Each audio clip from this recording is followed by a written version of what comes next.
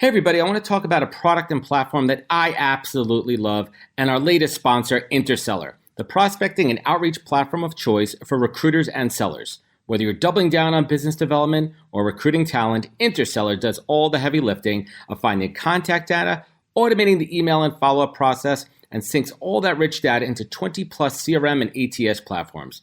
Reach out now and get going on a 2-week free trial and let them know you heard about it from Adam on the podcast today. Check out the link on the website. Appreciate it. Welcome to the podcast, where we introduce you to incredible humans who share their journeys with the mission to inspire you to harness your own inner tenacity to drive your life and career forward. And now, your host, Adam Posner.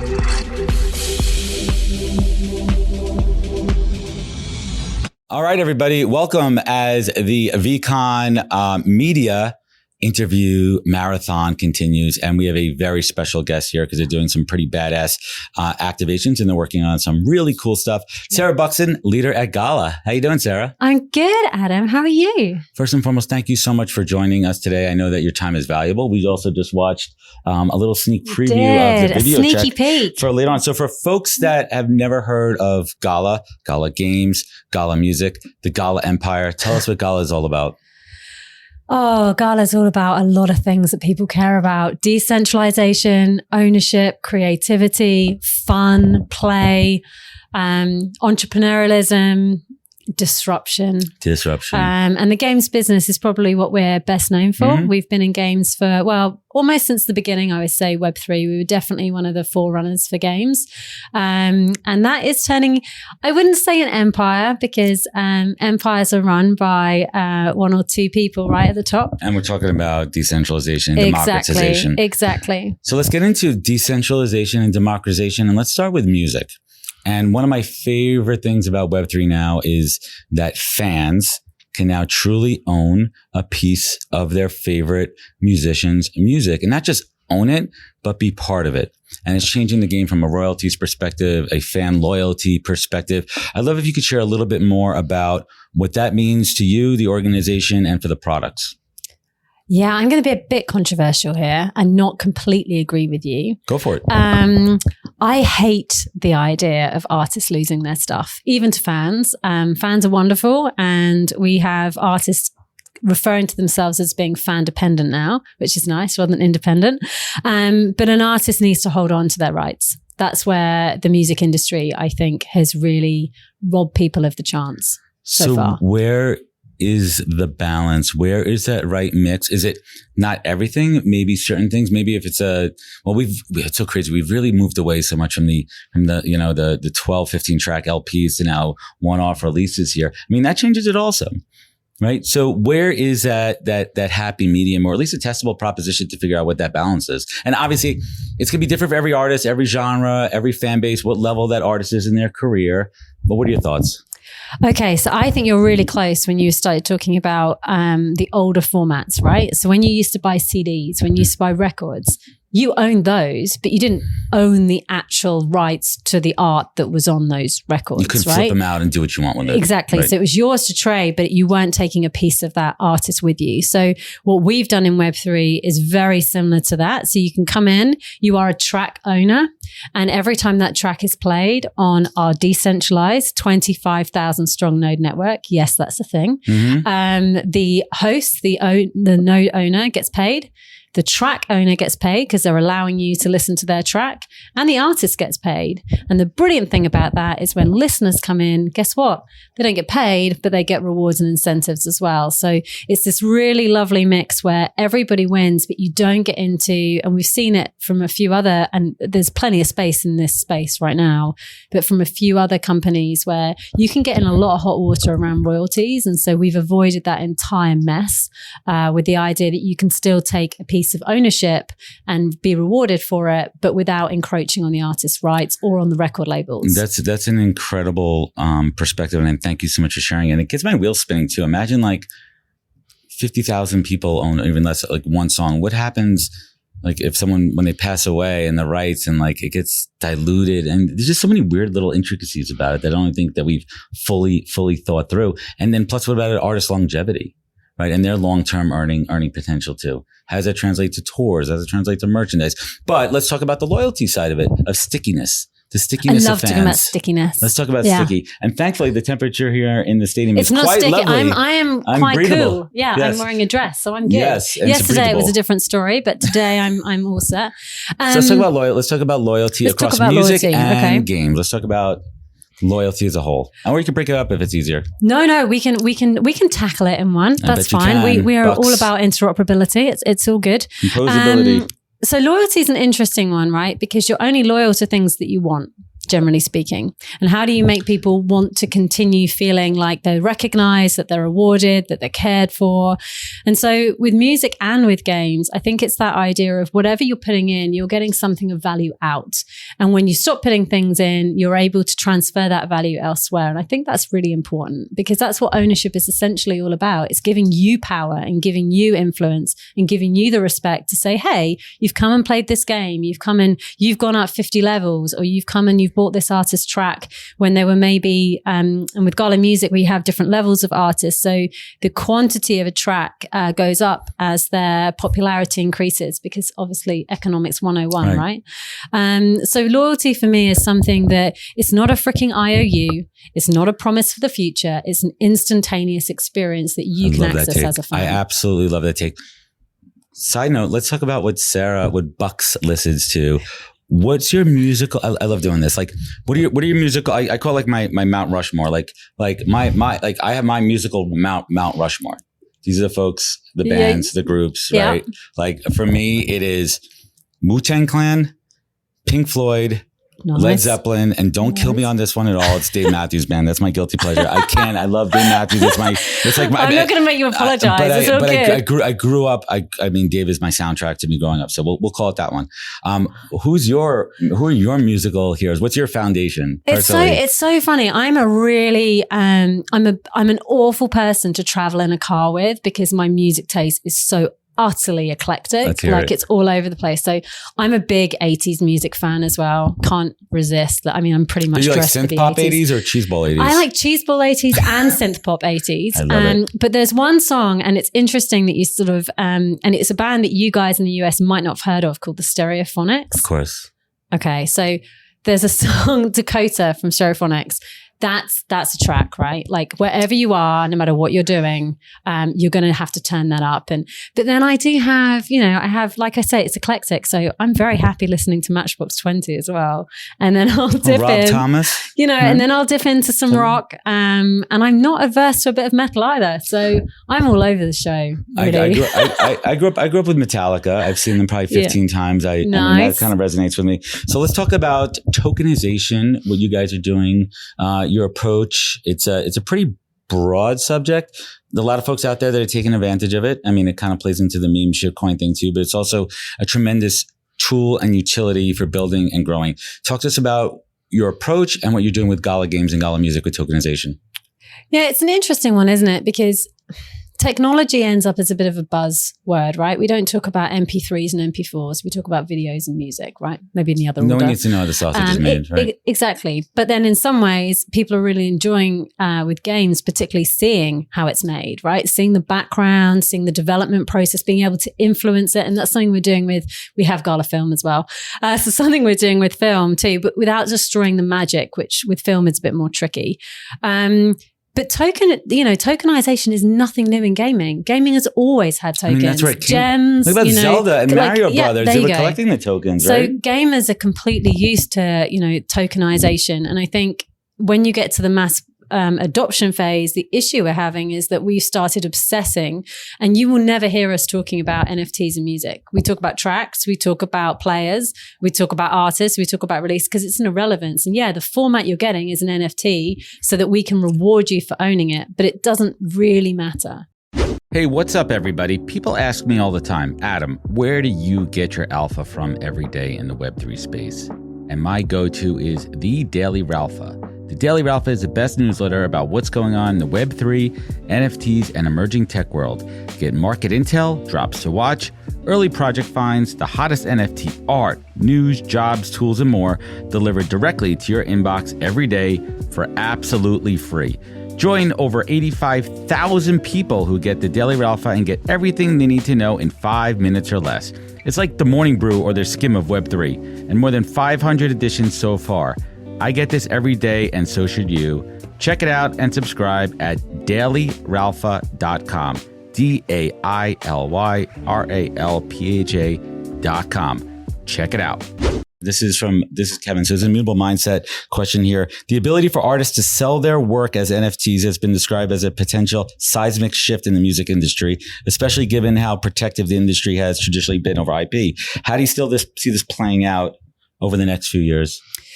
You've got to be careful, right? You're going to have to go through the room and make friends on the way through rather than trying to go around it, because they will shut you down and make your life a living hell.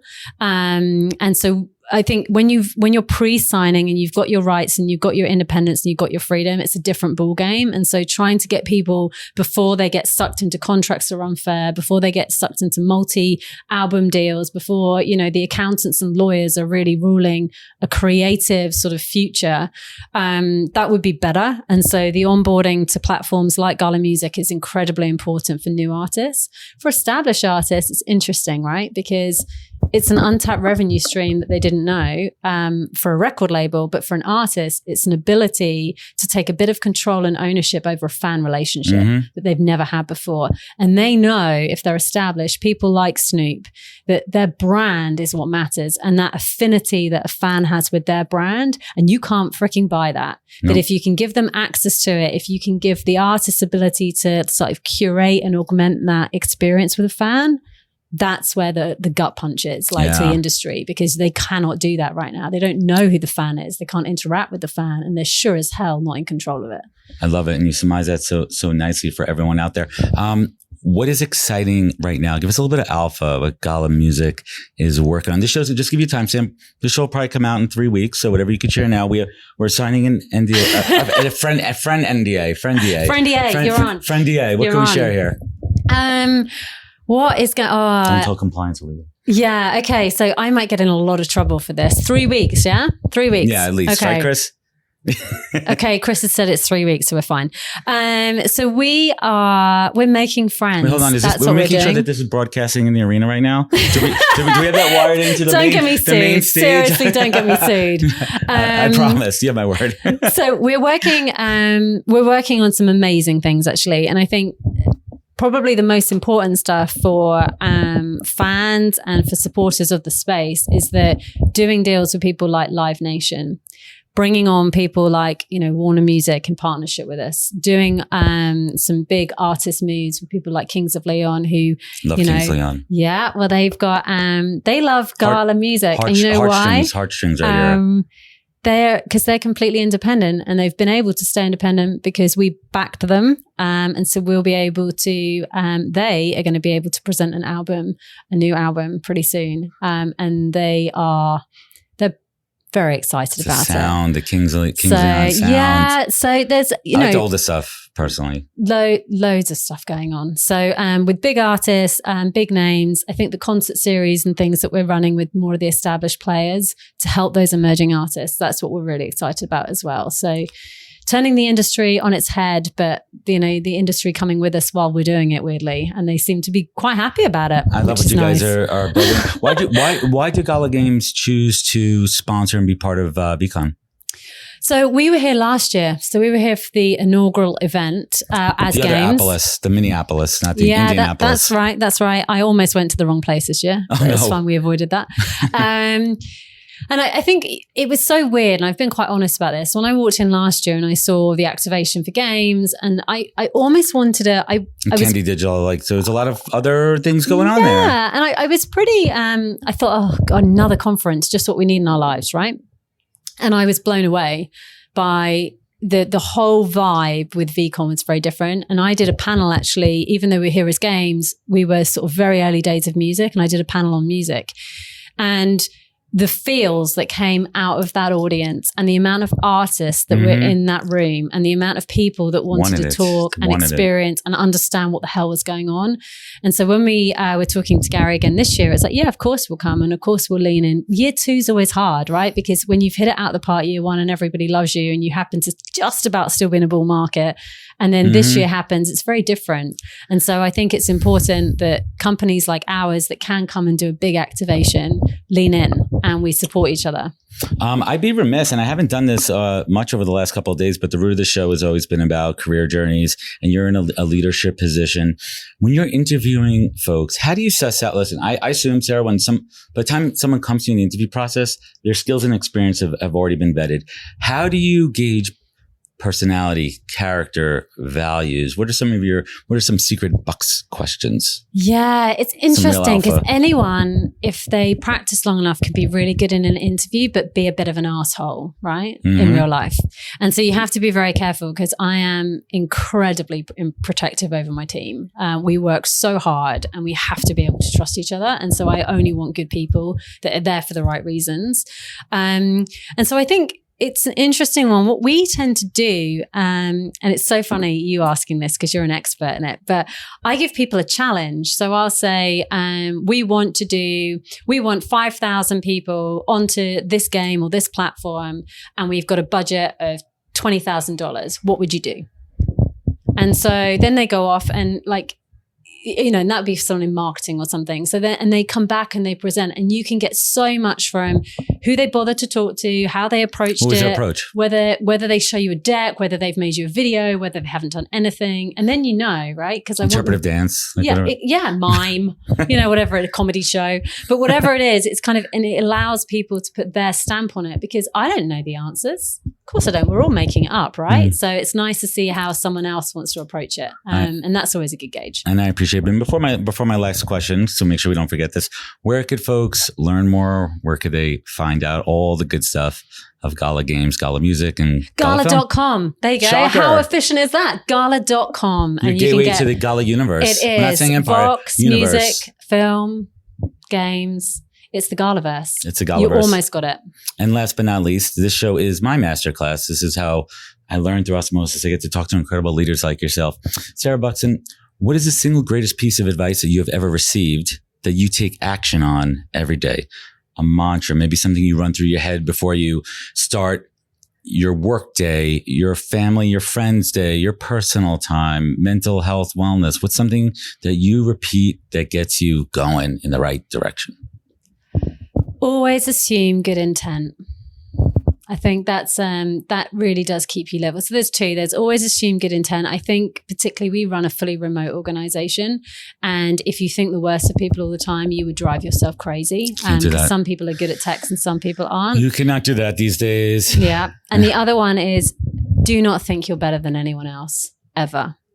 And that keeps you humble. And the guys yesterday, our team works so hard and they're out on the floor. They were here since 6 a.m. And the only thing I needed to do yesterday was be out on the floor with them. Because that's what you should be doing. Be side by side. Yeah, be a team, right? You win together. So, and I think that's something that the Web3 space, particularly in the early days when everyone was winning, it really felt like that. And now it's whether it was real or not, we're starting to see as things maybe aren't so easy. You are starting to see the real teams emerge now. And I keep using this analogy of a forest fire. And I do not mind repeating it, but I feel like this was the forest fire we needed in this industry.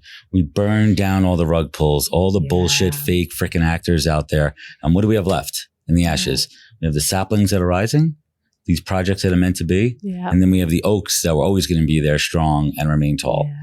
And that's where we're up to right now. That's nice. I mean, a bit depressing about the fire bit, but the new stuff is good. I think you need as long as the animals were okay. Oh, the animals were not part of this forest fire. It was an animal that's forest fire. Okay, there's no endangered species, even the vegetation. Everything worked out. It's just a very hypothetical. You might know. I happy endings, fairy tales. I'm dressed as a fairy plum. And everyone's fit. I mean. The fashion here has been out of control. Everyone is showing up here. Bonus question time on the podcast before we wrap it up here. Tell us a funny joke. Clean or dirty, doesn't matter. Oh no, I'm really bad at this. All right, let me switch it up on you then. Go on. What people don't know about Bucks is that before she got into music, entertainment, and just being the amazing leader of folks out there, she really wanted to be a fortune cookie writer.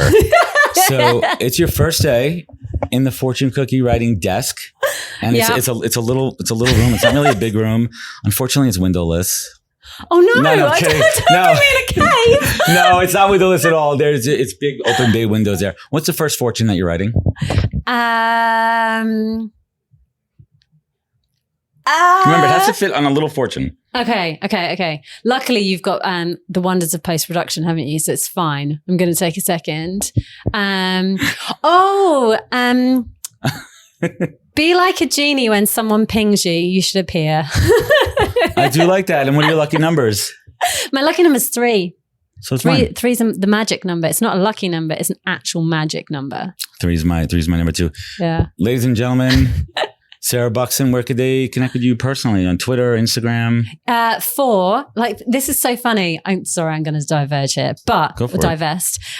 Somebody asked me that yesterday and I was like, I'm for the Bucks. And they were like, with the number 4? I was like, no, like FOR. And they were like, Da Bucks? And I went, no, the. So I'm very British about it. It's all spelled correctly. For Bucks, the B-U-X. B-U-X. I love it. All about the Bucks. Bucks, thank you so much for joining us here today. Enjoy the rest of your conference. Thank you, Adam. It's been a pleasure. Thank you, guys. Take care, everybody.